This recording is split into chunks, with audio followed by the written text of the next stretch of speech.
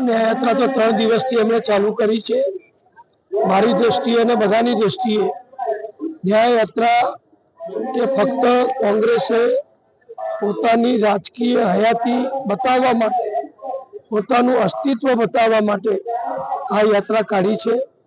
જે મુદ્દો લીધો છે એ મુદ્દા જે હોય એ મોરબીનો હોય, રાજકોટનો હોય, વડોદરાનો હોય કે સુરતનો હોય, અમારી ગુજરાતની ભારતીય જનતા પક્ષની ભૂપેન્દ્રભાઈ પટેલના નેતૃત્વવાળી સરકારે જે શક્ય છે તમામ પગલાં લીધા છે।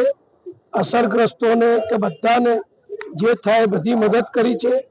કાયદા મુજબ જે કાર્યવાહી કરવાની થાય એ કડકમાં કડક રીતે કરી છે।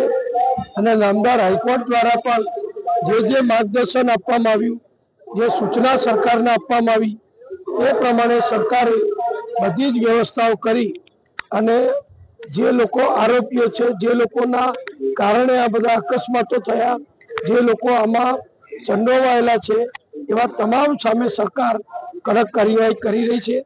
એટલે કોઈ ન્યાયયાત્રા નીકળે કે ના નીકળે, કોઈ માગણી કરે કે ના કરે, સરકારની અમારી ફરજ છે કે અસરગ્રસ્તોને જેમને તકલીફ પડી છે એવા તમામને મદદરૂપ થવું જોઈએ।